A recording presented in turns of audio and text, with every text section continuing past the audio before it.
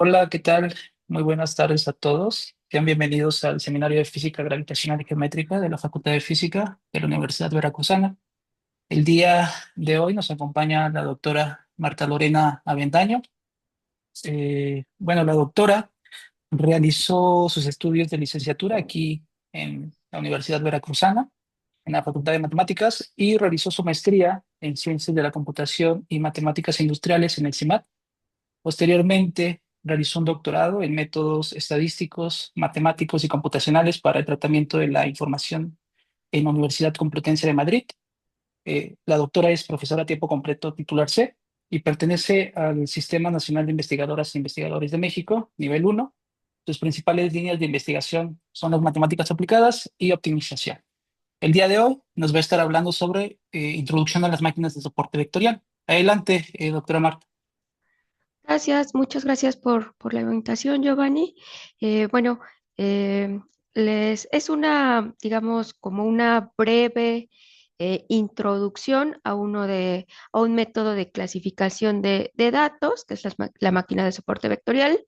Primero, voy a introducir un poquito de las matemáticas que hay detrás del modelo para después ver cómo podemos usar R, el software que hemos visto en las sesiones anteriores, para clasificar datos. Los datos que vamos a clasificar van a ser datos sintéticos, pero que visualmente nos ayuda a entender el modelo.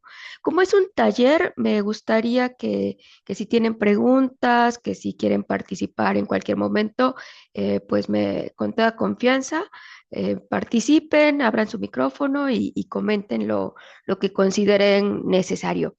En dado caso de que no nos alcance la hora, creo que sería más útil que terminamos la sesión y quizá posteriormente la continuemos, ¿no? Pero me gustaría como que fuera quedando mejor claro y si es necesario y si tienen tiempo, me pueden apartar otra sesión, estaría mucho mejor, en lugar de irme rápido y que no se entienda nada. Así es que esa es mi sugerencia, pero pues a ver cómo van saliendo, porque los talleres siempre son, pues son un poco impredecibles. ¿Sale? Pues bueno, empezamos. Voy a empezar por introducir qué es el aprendizaje estadístico. No sé si ustedes en el curso en sus cursos de licenciatura tengan algún tema o alguna materia donde vean esto. Nosotros lo tenemos como una materia optativa de los últimos semestres. Justo yo doy ese curso. Pero bueno, no es un curso obligado, entonces pues no todos nuestros estudiantes llegan a esta parte, pero bueno, entonces quiero introducir desde qué es el aprendizaje estadístico. Y para esto me quiero como referir o hacer un poquito de conciencia de cómo aprendemos. Como cuando somos niños, no sé si tengan algún hermanito, sobrinito, hijo, quizá, cómo aprende sus primeras pues aprendizajes de un niño, pues es por repetición de una serie de ejemplos, ¿no? eh, Vamos a suponer que un niño de preescolar le van a enseñar los colores, pues le dan una muestra de colores, le señalan el color azul y le dicen este es azul, y luego el rojo y le señalan el color rojo, y así varios colores repetidamente, reforzando que él visualmente vea el color y después dándole la etiqueta, ¿no? La etiqueta de azul, la etiqueta de rojo, la etiqueta de amarillo, y después le preguntamos, ¿este qué color es? Y ya, nos dice un color, si lo hace bien, pues reforzamos este aprendizaje, qué bueno, y si lo hace mal, pues le decimos, no, mira, es tal color. Y así aprendemos muchas cosas, ¿no? A reconocer cosas, a reconocer patrones, basándonos en una muestra previa. Algunos niños necesitarán más muestras, más datos, otros menos, pero bueno, más o menos el proceso es el mismo, ¿no? Bueno, pues así queremos que la computadora aprenda algo. A esto le vamos a llamar aprendizaje estadístico. ¿Por qué estadístico? Pues porque aprendemos en base a una muestra de datos. Entonces, informalmente vamos a decir que el aprendizaje estadístico es el conjunto de herramientas matemáticas, estadísticas y computacionales para entender los datos. Estadísticas porque necesitamos un conjunto de datos. Matemáticas, porque hay un modelo matemático, más adelante justo vamos a ver uno de ellos, que es el que aprende, y computacionales, porque finalmente esto lo vamos a implementar, vamos a llevarlo a la computadora para que estos algoritmos sean capaces de aprender de los datos. ¿Sale? Bueno, yo la verdad aquí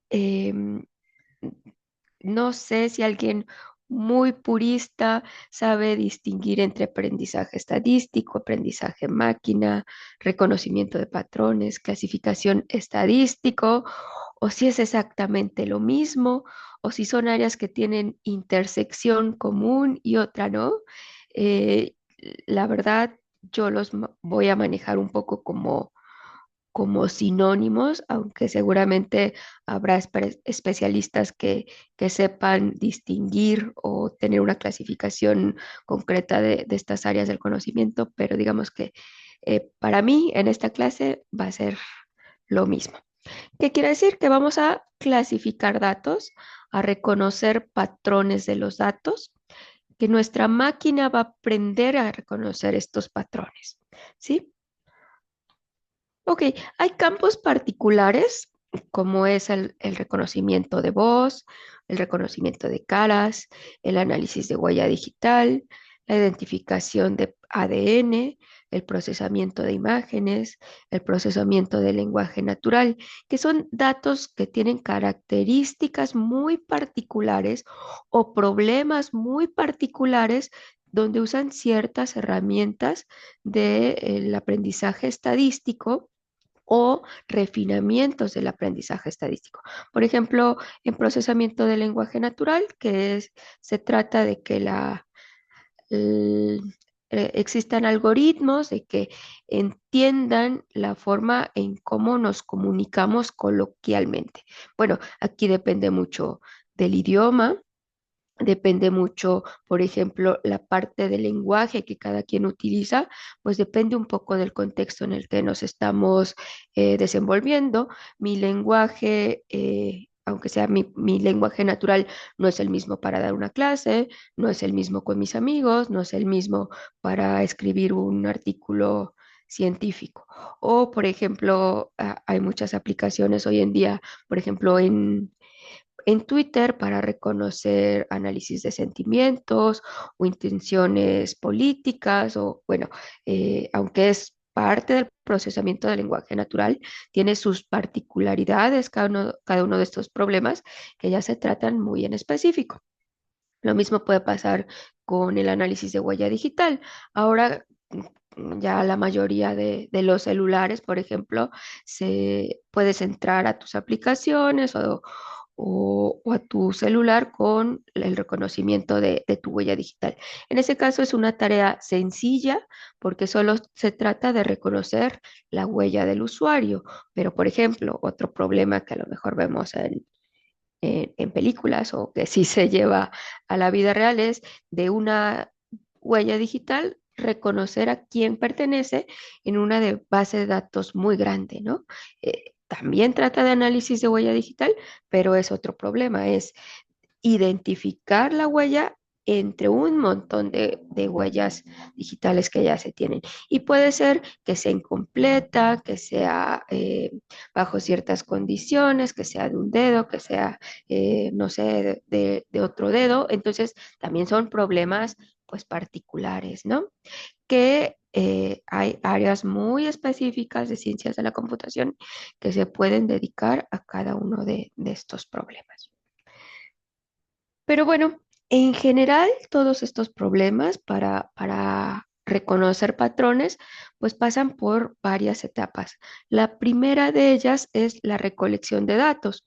Esta recolección de datos usualmente la hace un especialista que no es el especialista eh, en ciencia de datos. Vamos a suponer que eh, los médicos quieren tener un asistente digital que ayude a segmentar el área de daño hepático, ¿no?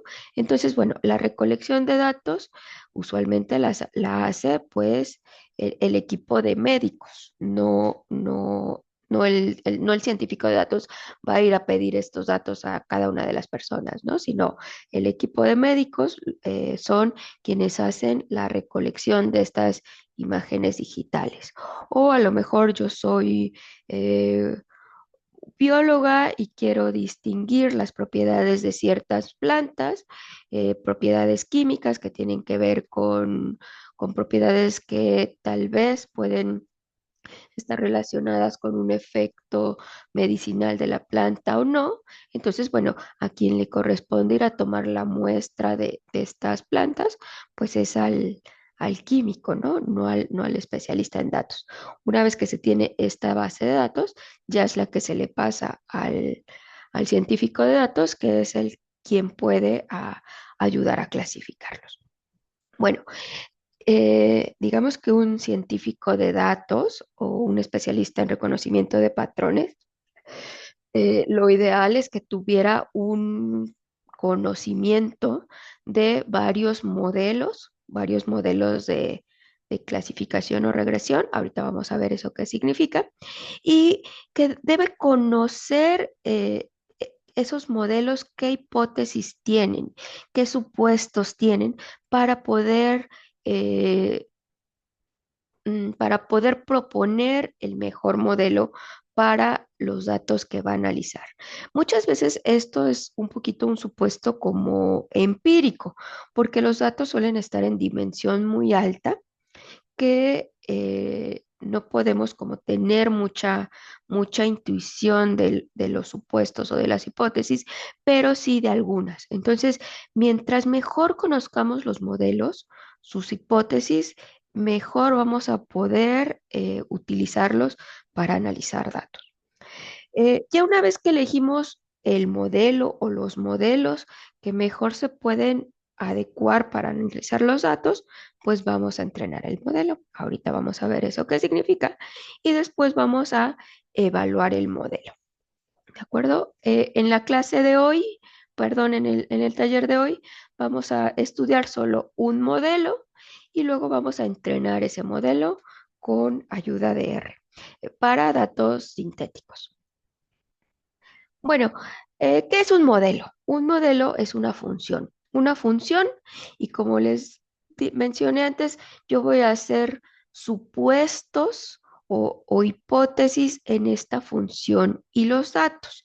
A los datos de entrada les vamos a llamar predictores y usualmente los vamos a representar por la variable x, que en realidad es un vector x de dimensión p, y la respuesta vamos a denotarla usualmente por la variable y.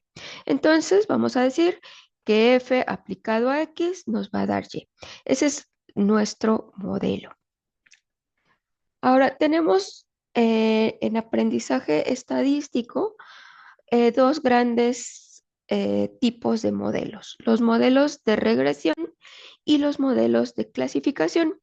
Supongamos en esta imagen que las bolitas azules son datos en el espacio bidimensional y un modelo de regresión es encontrar una función que describa mejor los datos. En este caso, esta línea punteada roja sería una recta que se ajusta mejor a los datos. Aquí cuando estoy diciendo se ajusta mejor a los datos es obviamente si está pasando por alguno de los datos o tocando algunos de los datos, pero no todos, ¿no? Pero digamos que más o menos describe el comportamiento de los datos. Este modelo en particular sería una regresión lineal. Otro tipo de modelos, que es uno de los que vamos a ver el día de hoy, es clasificación de datos. Sería este caso. Aquí suponemos que nuestros datos están en un espacio bidimensional, pero además sabemos su clase. Aquí podemos decir que estos los podemos etiquetar con la clase 1 y estos con la clase -1.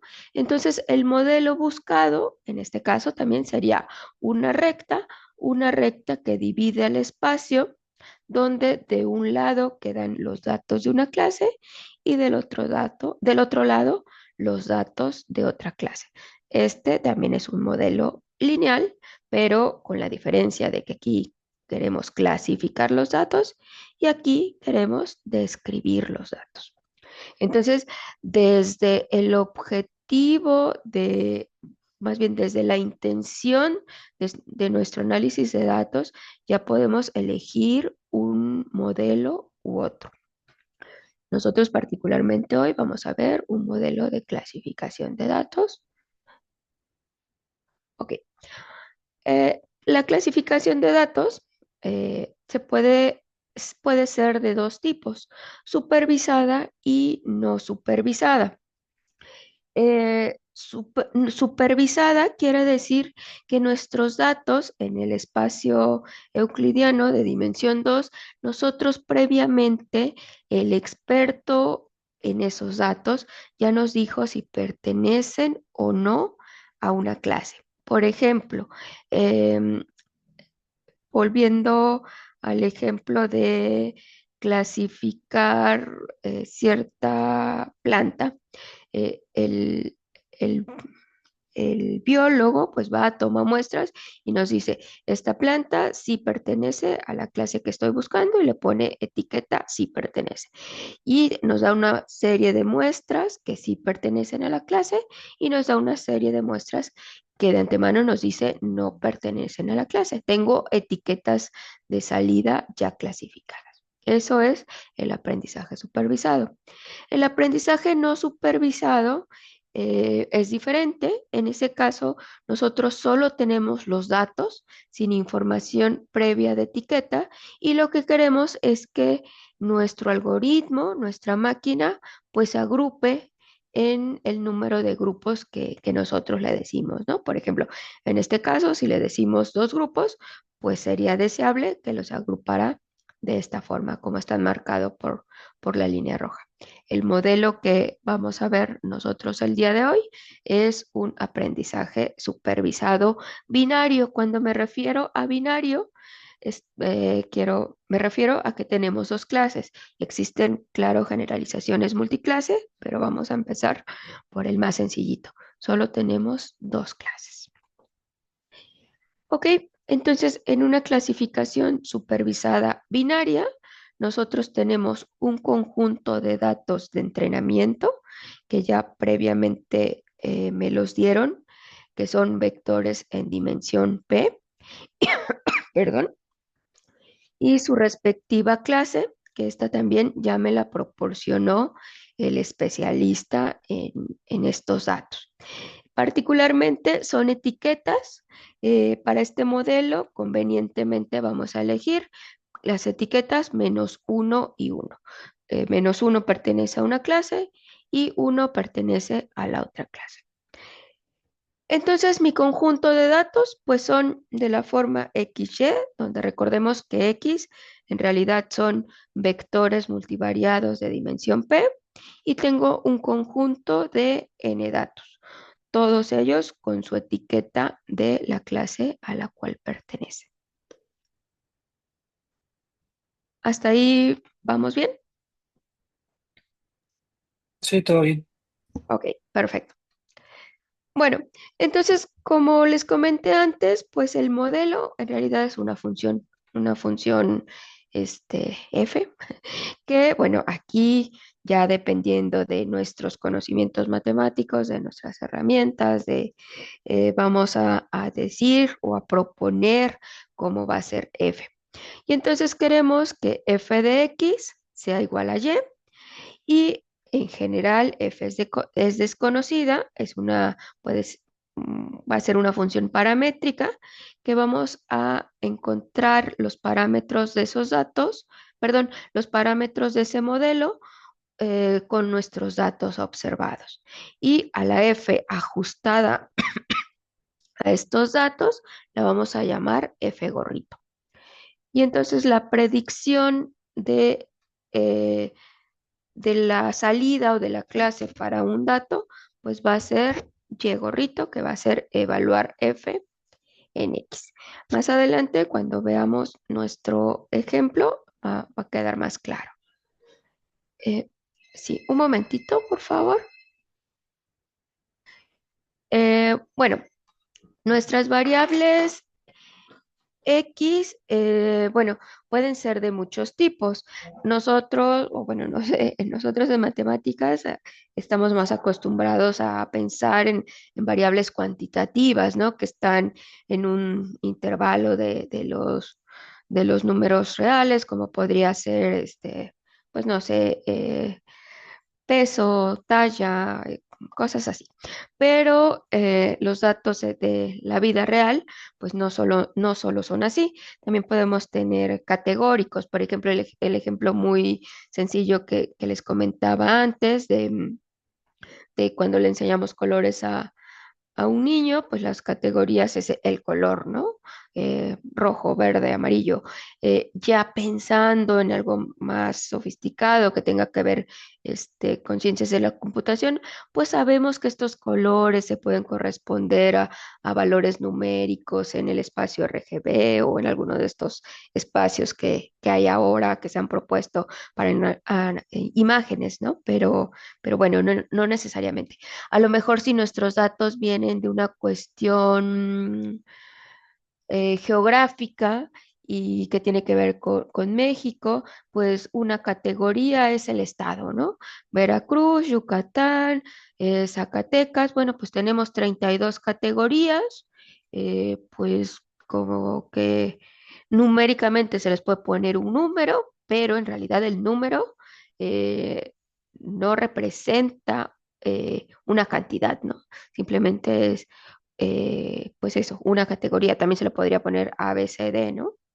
Eh, Categorías ordinales, por ejemplo, en algunas encuestas nos podrían preguntar, eh, no sé, o muchas veces llenamos encuestas que dicen antigüedad en el trabajo, de 0 a 5 años, de 6 a 10 años, de 11 a 15 años, por ejemplo. Es una categoría, pero sí representa un orden. Entonces aquí el numerito sí me está dando información eh, adicional, no solo, no, aquí sí varía si le pongo ABCD o si le pongo cualquier otra etiqueta. Entonces, este tipo de variables me deben de dar indicaciones de qué tipo de modelo es adecuado para tratar ese tipo de base de datos. Nosotros igual en este ejemplo vamos a pensar en variables cuantitativas, pero la clase sí es una clase categórica. ¿Está en la clase o no está en la clase? Y aquí lo podemos poner la etiqueta se nos, que nos convenga, digamos. ¿Qué herramientas necesitamos para esta área, para análisis de patrones? Necesitamos saber un poco de probabilidad, dependiendo del modelo. Hay modelos probabilísticos, hay modelos geométricos, hay modelos que usan como herramienta álgebra lineal.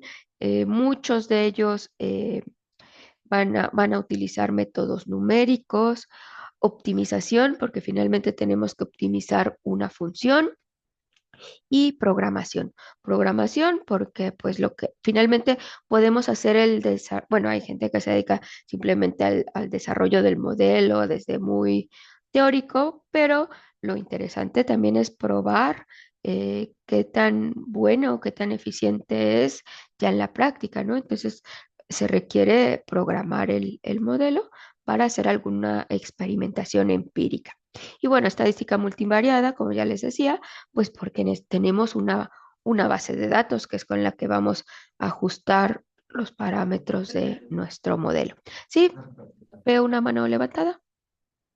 Sí, gracias Lorena. Mira, más o menos tengo idea de todo.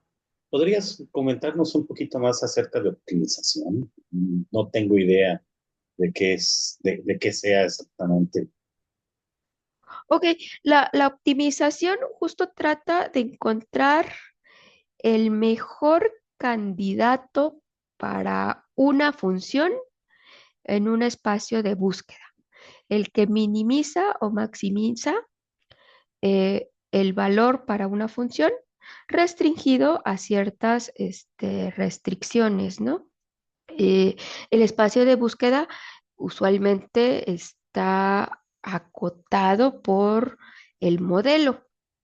eh, pero bueno, desde la optimización teórica, pues se le ponen hipótesis, ¿no? A la función que sea convexa, que tenga ciertas suave, que cosas así. Ya en la práctica, pues las funciones que vienen de la realidad difícilmente cumplen esas cosas y se utilizan métodos numéricos, ¿no? Métodos numéricos para encontrar, ya en la vida real tampoco se puede asegurar que vas a encontrar el mejor candidato, pero perdón, el candidato óptimo, pero digamos uno menos malo. En los métodos numéricos eso es, ¿no? Como, a ver, bueno, voy a buscar un valor de X que minimice la función f o que maximice, dependiendo qué es lo que quiero. Por ejemplo, en cuestiones de industria, muchas veces lo que se quiere es minimizar costos, ¿no? Costo pensado como dinero. Pues no quiere, el empresario quiere gastar menos, entonces lo que busca es encontrar el valor de sus variables de tal modo que gaste menos. Está buscando un, un mínimo. O, por ejemplo, a lo mejor eh, soy estoy buscando rutas de transporte y quiero maximizar el número de personas que utilicen mi transporte. Entonces voy a buscar una ruta de transporte público que sea más utilizada. Ahí quiero maximizar el número de usuarios, ¿no? Entonces, sí es una rama bastante importante en matemáticas la optimización y también es muy amplia. Este, depende si son variables continuas, si son variables discretas, si son optimización con restricciones, sin restricciones, pero sí es bastante útil. Oye, supongo que tiene que ver también con esto de los modelos cuando son comprobados a un sigma, dos sigmas, tres sigmas, etc., ¿no? Ah, ok, sí, eso digamos que es como de la calidad, ¿no? Ok, Sí, sí, entonces sí. va por otro lado, eso es otra cosa. Sí, bueno, es un tipo de optimización, Ya. pero, o sea, sí se requiere encontrar que sea lo mejor para ciertas características. Digamos que es como, podría ser como una rama de la optimización. Y supongo que luego tiene que ver con teoría de grafos, una cosa así. Hay optimización en grafos, por ejemplo, también es como una rama. Ok, gracias. Sí, ok. Bueno, entonces, eh, regresamos a concretar un poquito cómo son nuestros datos. X es un vector en dimensión P. Vamos a decir que es en RP. En este caso, la clase es una clase binaria que se le ponen etiquetas de -1, 1. No importa si las etiquetas se ponen al revés, pues pertenece a una clase o no pertenece a una clase. digamos que son complementarias las clases.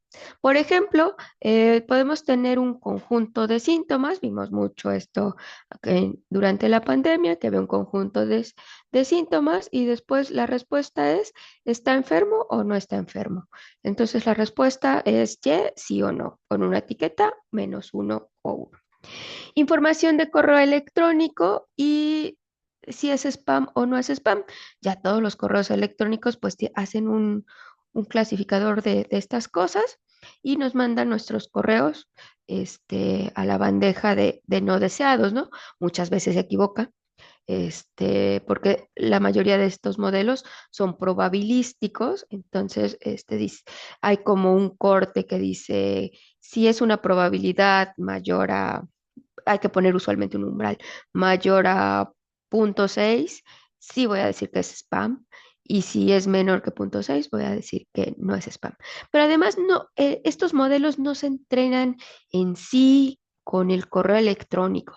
O sea, con el correo, cuando digo el correo electrónico me refiero al texto. Muchas veces se entrenan con datos que vienen de ese correo electrónico, como por ejemplo, cuántos caracteres especiales tiene, el idioma en el que está escrito, la longitud del correo electrónico. Entonces, extrae estos datos del correo electrónico como tal y ya tenemos nuestro vector de variables. Aquí ya la primera variable podría ser número de caracteres especiales. Segunda variable, número de mayúsculas. Tercera variable, longitud del texto, y así. Entonces, con este conjunto de características, clasifica si es un correo no deseado o deseado. Igual secuencias de ADN, si se es propenso a una enfermedad o no. Bueno, entre muchísimos otros ejemplos que podemos dar, por ejemplo, no sé, la solicitud de un crédito hipotecario, pues piden una serie de preguntas, las contestas, pueden ser cuestionarios este, larguísimos y tediosos de llenar.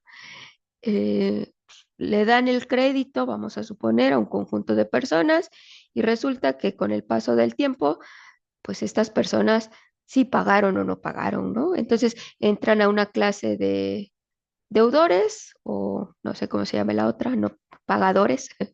Y entonces, bueno, ¿qué pasa? Pues el banco ahora puede pedir a un nuevo cliente que llene esta base de datos, registran esta base de datos, lo pasan a su clasificador y dice, híjole, con esta información que me estás dando, te vas a la clase de deudores, ¿no? Entonces no eres, ¿cómo les llaman? No eres candidato para el crédito o no eres, no sé, un término así. Entonces, bueno, ya no te dan el crédito. Entonces, es una clasificación binaria en base a un conjunto de datos previos. Muy bien. Bueno, pues vamos con nuestro modelo particularmente. Es máquinas de soporte vectorial, esa es una traducción al español, no sé si sea correcta, luego ya ven que depende del país, se traduce de una forma u otra, pero bueno, en México creo que es lo usual, máquinas de soporte vectorial. Recordemos que tenemos nuestros datos, los datos X, que son vectores de dimensión P. Esto lo podemos ver como un punto en un espacio p-dimensional, sin ningún problema.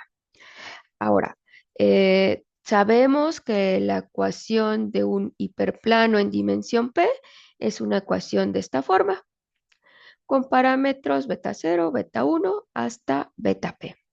Esto lo podemos saber más o menos desde nuestros cursos de geometría analítica. Como notación, lo puedo escribir de esta forma: el parámetro beta 0 más el producto interior del vector X por el vector de parámetros beta, donde beta es justo también un vector de dimensión P. Esto es simplemente anotación. Entonces, si evalúo un punto en esta ecuación y me da 0, pues entonces el punto está en el hiperplano, ¿no? Eso lo sabemos también desde nuestro curso de geometría analítica. Ok, si no está, perdón, si el punto X no da cero, si al evaluarlo aquí no da cero, pues ¿qué pasa? Nos da o mayor que cero o menor que cero. Entonces, ¿eso qué indica? Pues que está de un lado del plano o del otro lado del plano. Es lo único que sabría, ¿no? Al evaluar el punto en esa ecuación, pues bueno, sé tres cosas. Si me da igual a cero, está en el plano. Si me da mayor que cero, pues está de un lado. Y si me da menor que cero, está del otro plano. Entonces, el hiperplano divide al espacio en dos regiones. Y el signo de evaluar esta cosa me determina el lado del hiperplano en el que está el punto. Es decir, solo estoy haciendo caso a esto, utilizando la función signo ya en un sentido como más computacional, ¿no? Veo el signo de esto, bueno, ¿cuál es? ¿Va de un lado del plano? ¿Cuál otro lado del plano? Entonces, ¿qué estamos buscando? Un plano separador. Un plano separador que depende de nuestro conjunto de datos. Aquí yo estoy dibujando los datos de una clase, los pinté en azul, los datos de otra clase, los pinté en rojo y estoy buscando un plano que me separe el espacio de tal forma que los datos azules están de un lado y los datos rojos están del otro. Ese es mi problema. Ahora, aquí lo puse muy fácil. Los datos están separados, ¿no? No siempre se va a cumplir esa hipótesis, pero bueno, vamos a suponer que sí. Entonces, bueno, como recuerden que y es menos uno o uno, pues si el signo es menos uno multiplicado por menos uno, va a ser positivo y si caso contrario, ambos son positivos, pues va a ser cero.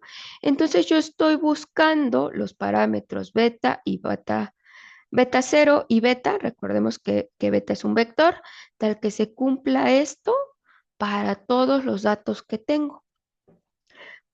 Ahora, aquí viene el supuesto importante. Si el plano existe, aquí, ¿no? Aquí lo estoy poniendo. Si el plano existe, el clasificador para un nuevo dato, un dato X tilde, pues nada más evalúo el dato en mi hiperplano, le calculo el signo y lo mando para esa clase. Aquí, de nuevo, si el plano existe. Eso no siempre va a pasar. Bueno, si existe el hiperplano separador, en realidad existen muchos planos. Por ejemplo, aquí tengo esa imagen. Tengo la clase de los datos negritos y la clase de los datos blanquitos.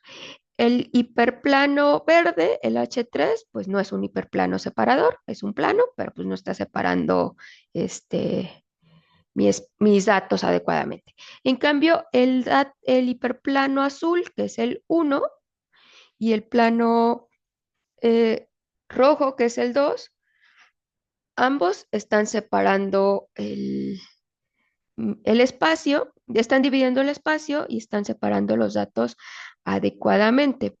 Ahora, ¿cuál se les hace mejor? ¿El azul o el rojo? ¿Y por qué?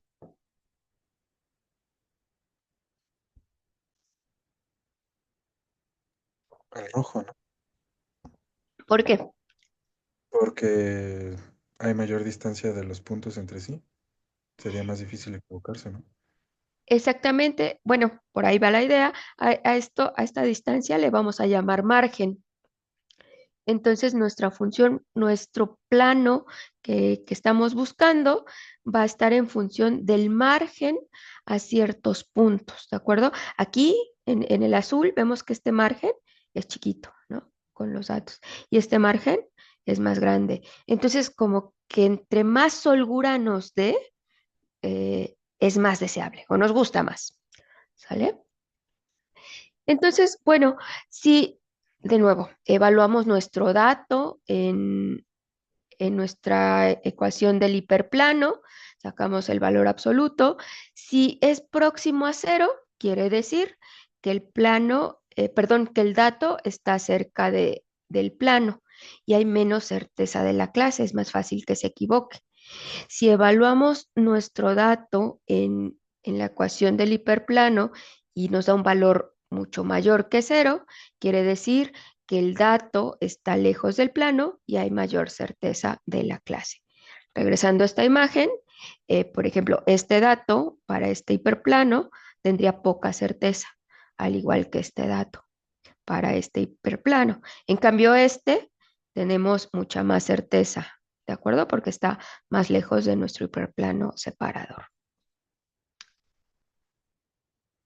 Entonces, nuestro plano separador justo es el óptimo, el que tiene un margen máximo. Aquí es donde viene la teoría de optimización.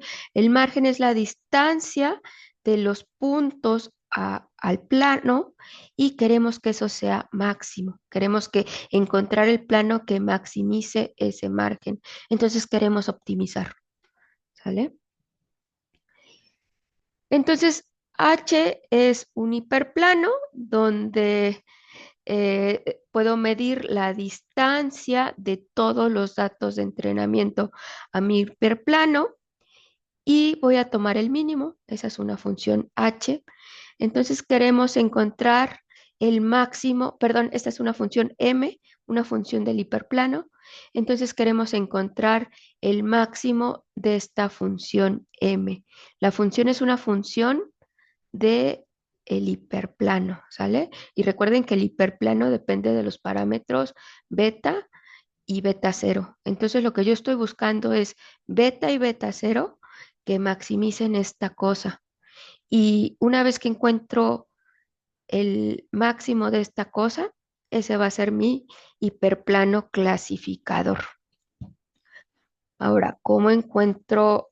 Ah, perdón, antes de llegar al problema, eh, regresamos aquí. Este dato, si lo muevo o lo quito, no importa, ¿no? No me está afectando a mi elección de H1 o H2 porque están lejos.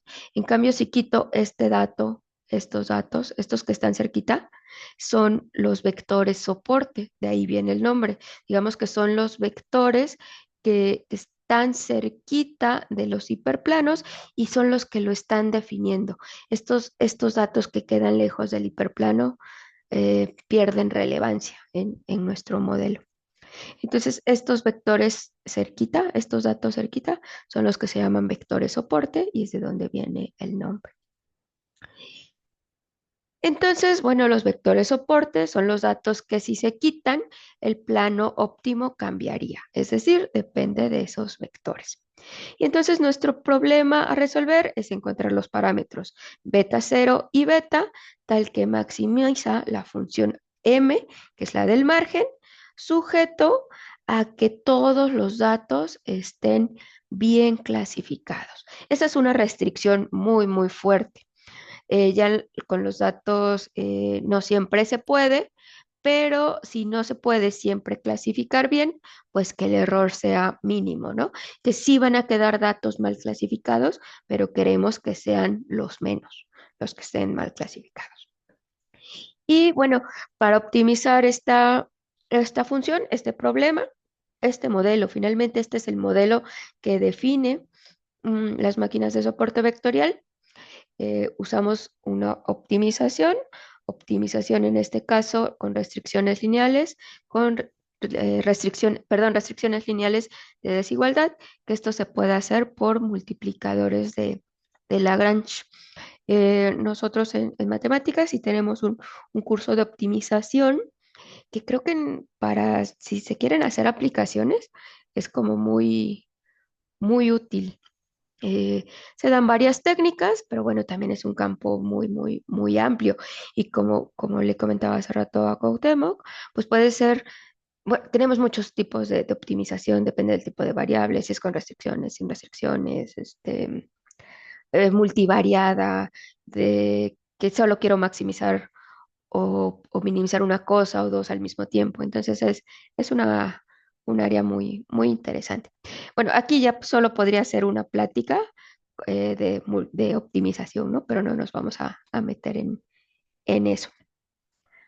Ok, bueno, entonces yo el ejemplito que les estaba dando, pues era así como sencillo, los datos sí eran linealmente separables, pero ¿qué pasaría si tengo datos de esta forma?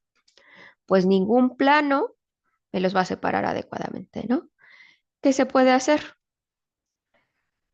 Pues un modelo de máquina de soporte vectorial lineal se queda corto.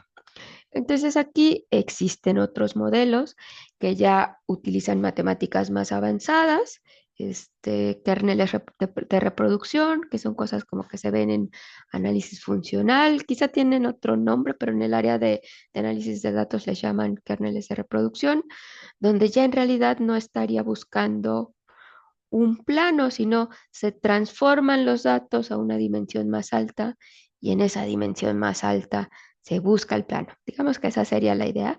No me voy a meter ahí, pero digamos que eh, siempre podemos encontrar herramientas matemáticas más poderosas para solucionar problemas más difíciles, ¿no? Ok, bueno, entonces, en cuanto a teoría del modelo, eso es lo que les quería contar. Bueno, les dejo mis datos, mi correo electrónico, estoy en el cubículo C1 de matemáticas por si alguien está interesado y se quiere dar una vuelta. Y ahora vamos a pasar justo a la parte práctica, a ver cómo R hace esto. Afortunadamente, ya esto está implementado en R, ya no tenemos que aprender multiplicadores de Lagrange ni nada de eso, porque ya hay una función de R que lo hace. Ahí ven mi RStudio. Sí, sí lo vemos. Ok, Sí. muy bien. Bueno, yo ya tengo un script donde tengo todo esto hecho. Entonces, lo voy a abrir y voy a correr algunas funciones. Y la idea es ir explicando un poquito. Si quieren la presentación y el script, con mucho gusto se los paso. Bueno, Patti nos explicó cómo instalar RStudio y también, digamos, lo básico, las funciones, bueno, algunas de las funciones que R tiene, pero como les comentaba un poquito la clase anterior, eh, en R tenemos muchísimos paquetes que son desarrollados de forma independiente por desarrolladores de R. Entonces, particularmente yo voy a usar una librería que se llama E1071. Si ustedes abren un script, por ejemplo, que tiene aquí una lista de librerías y no las tienen cargadas en, en su computadora, les sale aquí como una línea donde les dice que si las quieren cargar, le pican y en automático las va a cargar. Como yo ya la tengo en mi computadora, pues esta vez no me sale. Pero si pusiera otra que no tengo y es la RStudio lo detecta, pues ya nada más me dice que si la quiero cargar.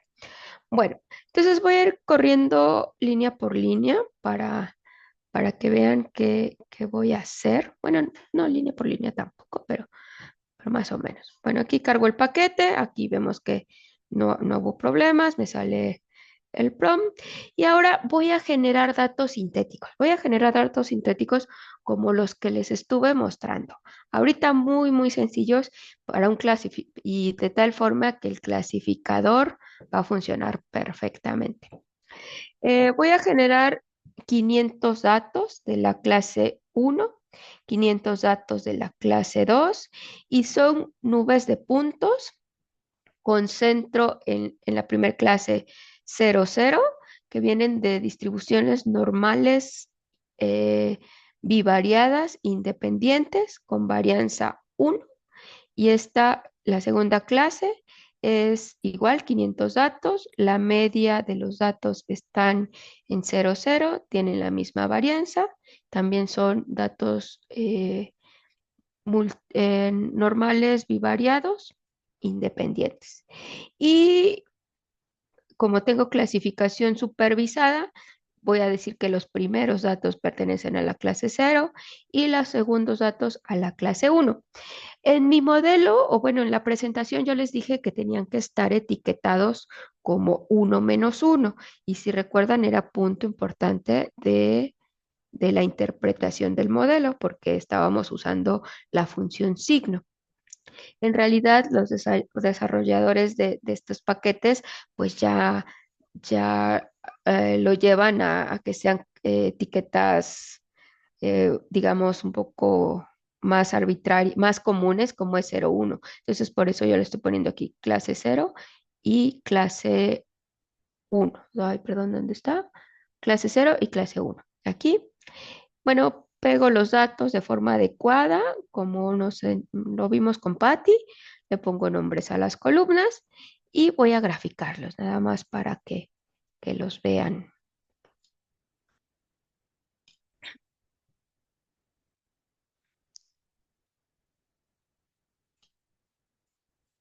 Ajá. Ahí ven los datos. Esta es la clase, la primera. Son 500 datos, donde la media de los datos están en 6,6 y es con matriz de varianza a la identidad. Y aquí igual, nada más que con la media en 1,1. Estos datos son linealmente separables, ¿no? Visualmente puedo ver que sí se puede encontrar ese plano. Voy a tomar de estos datos arbitrariamente el 70%, por eso está aquí un punto 7. Tomo una muestra de todos. Aquí junté los datos, tengo 1000 datos. Los primeros 500 pertenecen a una clase, los segundos 500 pertenecen a otra clase. Voy a tomar 70% de esos datos, por eso aquí le puse el punto 7, y ese 70% lo voy a tomar para entrenar mi modelo. ¿Qué quiere decir entrenar mi modelo? Encontrar los parámetros beta y beta 0 que estábamos hablando hace ratito. Entonces, la función de R que lo hace es esta, que se llama SVM, máquinas de soporte vectorial. Aquí le estoy diciendo que la variable respuesta es Y, las variables predictoras es X1 y X2, que tome el conjunto de entrenamiento y un modelo lineal, que es el que vimos hace ratito, y que es un problema de tipo clasificación. Justo esa función lo que va a hacer es encontrar los multiplicadores de Lagrange y encontrar el óptimo de la función del margen que vimos hace rato. ¿Sale? Entonces, bueno, ajusté el modelo y lo guardé en Z. ¿Y Z qué me dice? Bueno, Z aquí me dice lo que yo le pasé. Me dice que es un modelo de clasificación del tipo lineal, que en costo tuvo 1, eso tiene que ver con la función de optimización, y que justo tiene 7 vectores de soporte. Recuerden que los vectores de soporte son como los que están más cerca de nuestro plano separador. Entonces, aquí, por ejemplo, con esta línea podemos ver cuáles son los vectores de soporte, los que son en el índice 232, 616, y bueno, aquí pues si fuera de interés conocer los vectores de soporte. Bueno,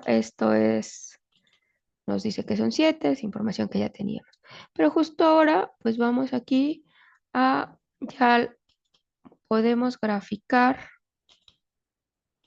justo nuestro espacio clasificado. Podemos visualizar nuestro espacio clasificado. Aquí vemos la clase 0, es la que corresponde al color beige. La clase 1 es la que corresponde al color como café.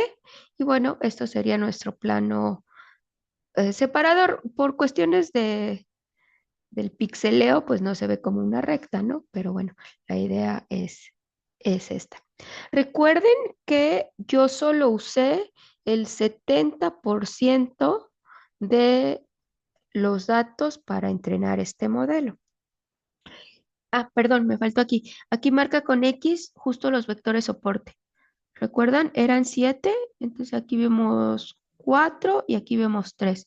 Estos son los vectores que si se mueven cambiarían nuestro plano separador.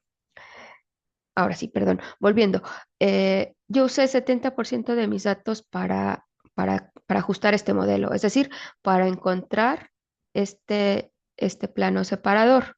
Ahora voy a usar los otros 30 para ver qué también lo clasifica. Para eso voy a tomarlos y voy a usar la función predict y que me calcule. No, perdón, aquí nada más voy a probar con 500 datos la predicción, es decir, qué tanto acierto tienen clasificar nuevos datos. Y entonces, bueno, tiene un acierto del 100%. ¿Por qué? Porque eh, utilicé unos datos muy, muy, muy sintéticos, o además de muy, muy sintéticos con condiciones muy favorables para este modelo. Pero bueno, la idea ahora es jugar un poquito, aunque ya estamos cortos de tiempo, con estos datos que estoy generando.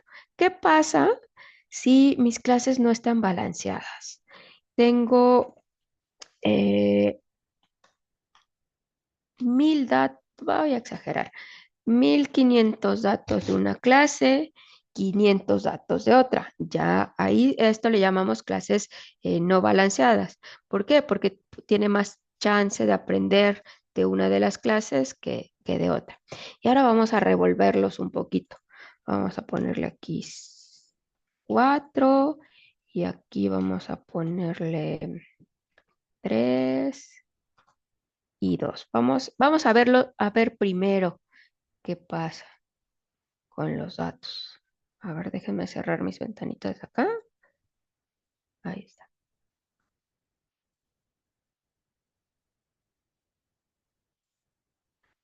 Ahí está. Pues ya no existe el plano separador, ¿no? O sea, ya estoy viendo que los datos azules son de una forma, los datos, perdón, los datos, hay como intersección entre los datos azules y los rojos.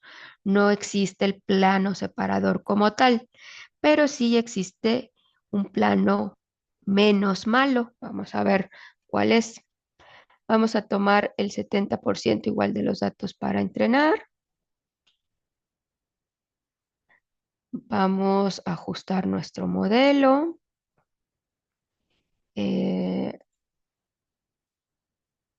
Aquí es lo mismo, estamos viendo, es un problema de clasificación con un clasificador lineal y aquí tenemos 350 datos de soporte, vectores de soporte. Bueno, a ver cómo nos pone ese plano separador. Sí va a encontrar un plano, porque yo le estoy diciendo, busca un plano, y va a buscar el menos malo, por así decirlo. Entonces, ese es el plano menos malo, ¿sale? Aquí vemos las X son el montón. Ah, bueno, aquí si se dan cuenta, hay como una rotación de los datos. Eso lo hace por default el software. Como aquí, esta era nuestra manchita azul, se corresponde con esto, pero aquí esto rojo, que yo lo podría decir así como hacia abajo, en realidad aquí está como hacia la izquierda, ¿no? Puso la gráfica rotada. Pero entonces, bueno, este es el plano que separa menos mal los datos. Entonces ya, si viene un nuevo dato por esta zona, pues no los va a clasificar bien, se va a equivocar, ¿no? Es de esperarse. Entonces, por ejemplo, vamos a hacer una prueba con otros 500 datos nuevos, que cuántos clasifica bien. El 90% los clasificó bien. Pues quiere decir que no está tampoco tan mal. ¿Por qué? Porque aunque veamos los datos revueltos, en realidad solo están revueltos en esta zona. ¿sí? En esta parte, pues todavía están bien separados. Entonces, de los datos que yo le estoy preguntando a qué clase pertenecen, si andan por aquí, pues se puede equivocar. Pero si andan por acá, pues no, no se va a equivocar, ¿no? Entonces, bueno, aquí puedo complicar mis datos tanto como se me ocurra, este, y tanto como se me ocurra de la configuración de los datos. Voy a hacer otro ejemplito así sencillo. O bueno, voy a hacer el dato terriblemente malo, que se correspondan prácticamente las dos clases. Por ejemplo, ah, no voy a hacer que se correspondan, pero que estén muy revueltos.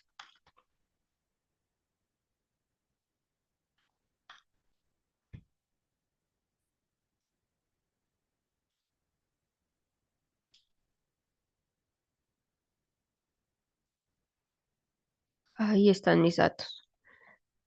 Sí voy a encontrar un plano separador, pero pues si vemos aquí, justo yo los generé que están muy revueltos, entonces pues este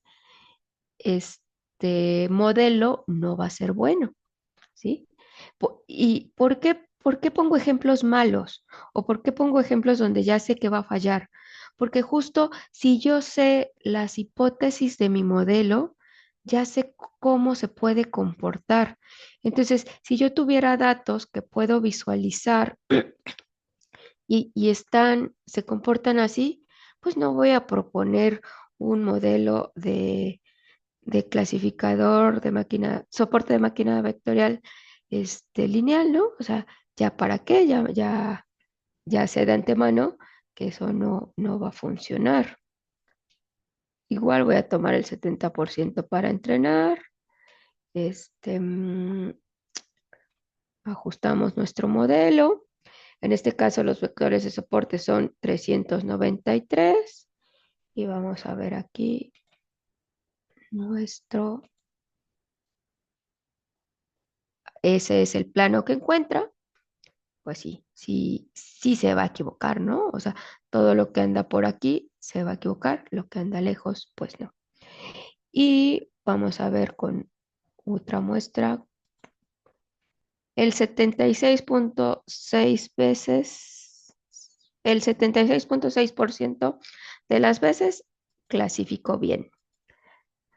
No es tan malo. Bueno, depende, depende de qué tanta precisión de clasificación estemos buscando.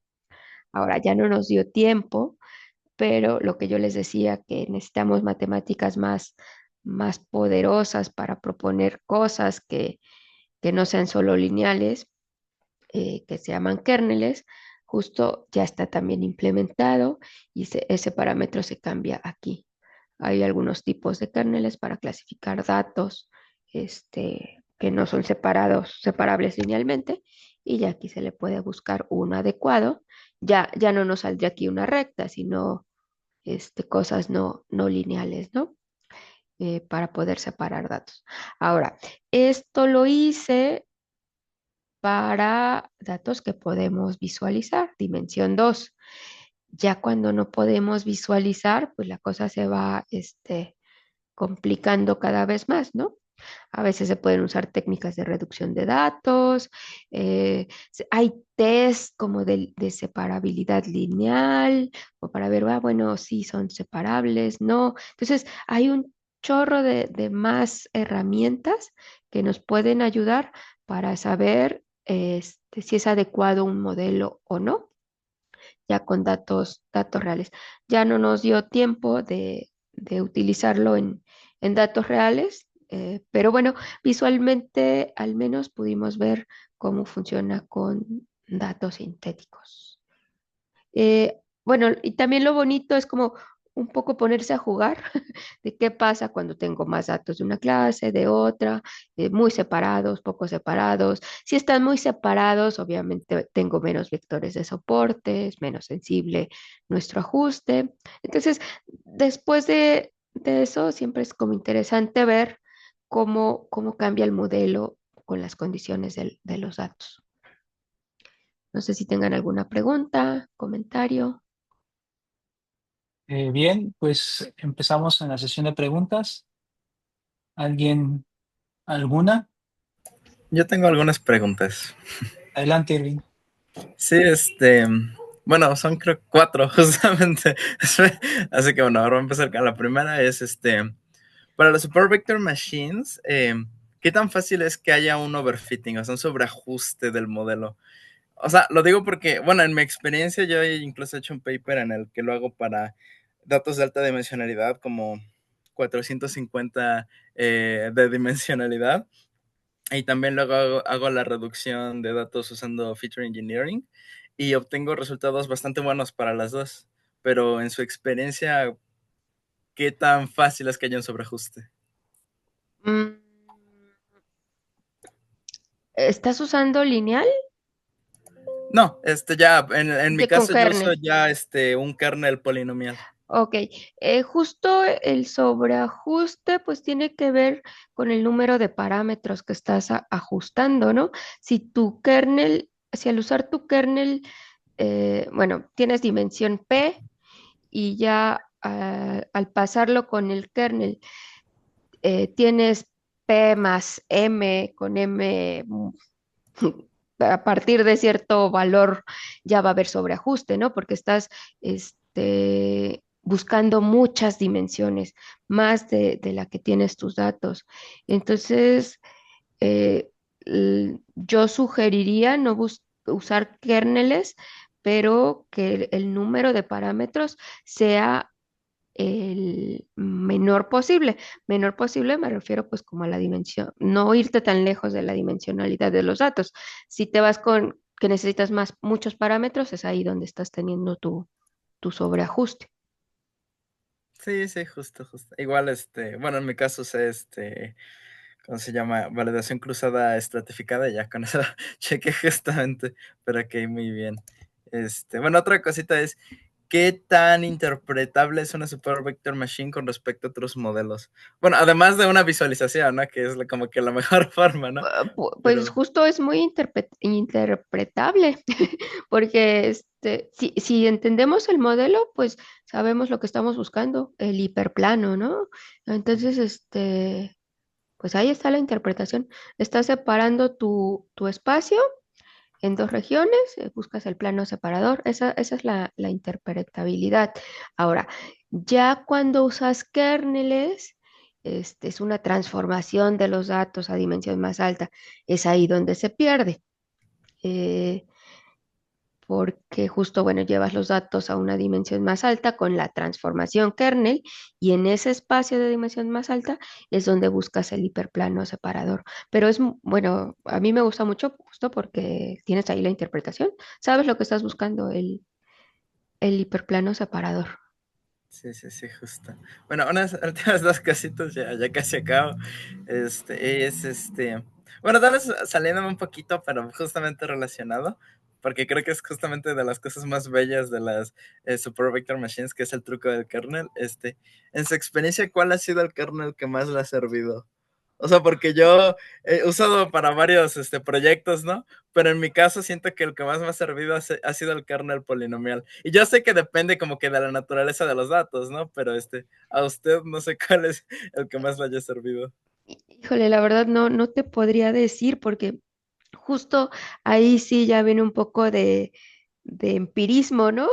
De que ya Sí, tienes tus datos, si tus datos reales son en dimensión alta, pues no los puedes ver, obviamente. Entonces ahí sí viene un poquito como de estar jugando con los kernels y ahora sí el que te dé mejor resultado, porque ahí como que por lo mismo, como se pierde la interpretabilidad, ya no sabes a dónde te los está llevando, ¿no? sí, Entonces, justo. yo ahí no sabría, no podría darte una respuesta y justo lo que se me ocurre pues es como probar, como Sí, probar sí, sí. opciones, que no tenga tantos parámetros, que el modelo no se vuelva bueno, si tiene más parámetros se vuelve costoso.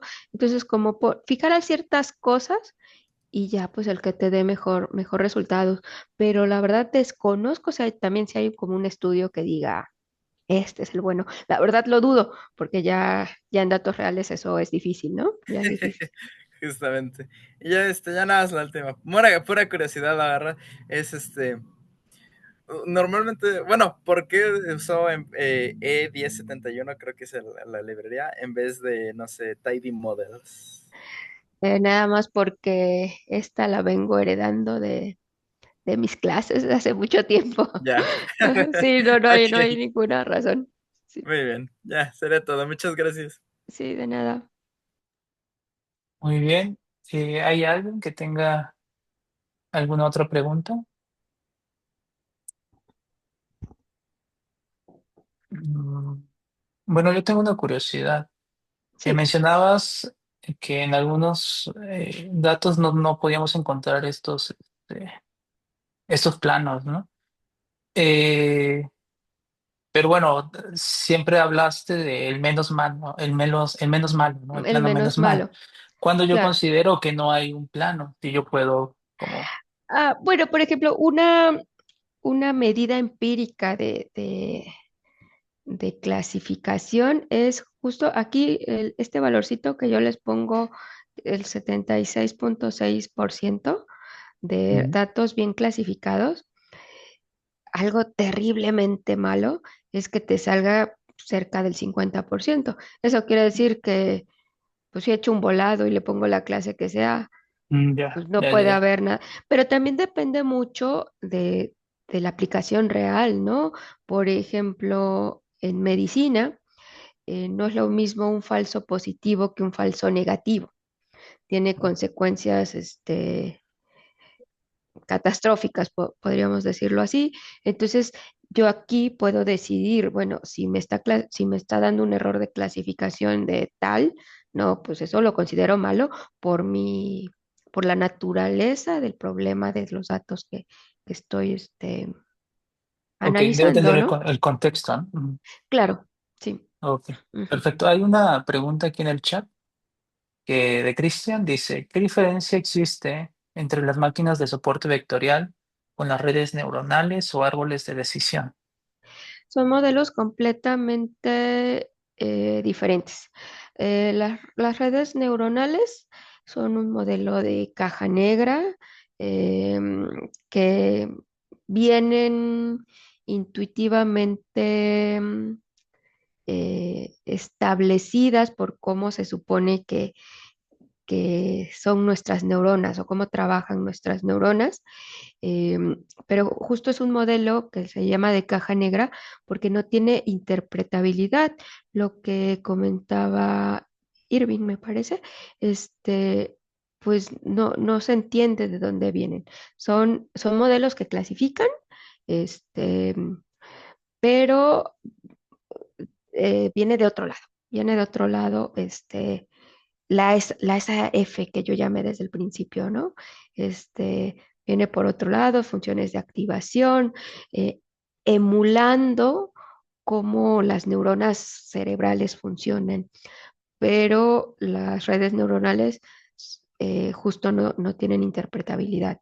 Particularmente, esa es bueno, a mí no me gustan tanto por eso, y mucha gente, esa es como su crítica o por lo cual no le gustan, ¿no? Que son útiles, que tienen buenos resultados, claro que sí. También hay muchos parámetros por ajustar en las redes, pero o sea, son buenas, pero carecen de interpretabilidad. Y árboles de decisión, justo los árboles de decisión lo que hacen es construir un árbol. Como tenemos variables a grandes rasgos, ¿no? Tenemos variables en dimensión alta, pues es como que me pregunto en una variable si se cumple algo o no y divido en dos. Luego me voy a la siguiente variable, me pregunto si se cumple algo, sí o no, y me divido en dos. Y así me voy. Árboles de decisión, es otro modelo, bien, tiene otra construcción, también son para clasificar. Este, hay un sinfín de modelos de clasificación. Este, mm, por ejemplo, este es muy geométrico, por eso lo quise por eso lo utilicé hoy. También hay probabilísticos, ¿no? ¿Qué probabilidad hay de que un dato pasado sea de una clase o de otra? Entonces se modela la probabilidad. No sé, hay muchos con distintas herramientas, herramientas matemáticas, digamos, y la verdad es que ya a la hora de la hora, eh, con datos reales, no sabemos cuál es mejor o cuál no. Yo siempre sugiero probar este, varios, ¿no? No quedarnos solo con uno. Ok, no sé si haya alguna otra pregunta. Sí, adelante, Pepe. Yo tengo la pregunta sobre qué tantos recursos computacionales demandan Estas técnicas. estas técnicas exactamente. Ok, bueno, eh, ahora sí que depende de tu volumen de datos, tu dimensión de datos. Claro, hay unas más costosas que otras. Este, Hay implementaciones más eficientes que otras. Entonces, ahí yo creo que depende de tus datos, ¿no? Para ejemplitos así de simples, pues eso no importa mucho porque son datos pequeños, dimensión 2, pero ya pensando en que vas a trabajar, eh, no sé, secuencias de ADN, bueno, son costosísimas, ¿no? Sí consumen recursos, pero también cada vez hay mejores implementaciones, ¿no? También hay mejoras que se les hacen a los modelos, ya no desde lo teórico del modelo, sino desde del ahorro del costo computacional. Ahí, por ejemplo, puede haber librerías más eficientes, bueno, librerías con funciones más eficientes, que ahorran espacio, que ahorran cálculos, que ahorran este, recursos, digamos, recursos computacionales. Muchas gracias. Ok, no sé si hay alguna otra pregunta. Creo que no, ¿verdad? Bueno, le agradecemos a la doctora Lorena por este taller, fue muy interesante. Y bueno, en breve te vamos a estar enviando la constancia. Muchas gracias de parte de todos. Gracias. Bueno, un comercial, si a alguien le interesan estos temas, el próximo semestre posiblemente, bueno, como materia optativa la voy a impartir en la Facultad de Matemáticas. Supongo que existe ahí la posibilidad de que se inscriban también de física, no sé, por si hay algún interesado. Excelente, muchas gracias. Muy Y bien, bueno, nos estamos viendo la siguiente semana. Hasta luego, hasta luego, muchas bonita gracias. noche. Bye. Hasta luego, bye.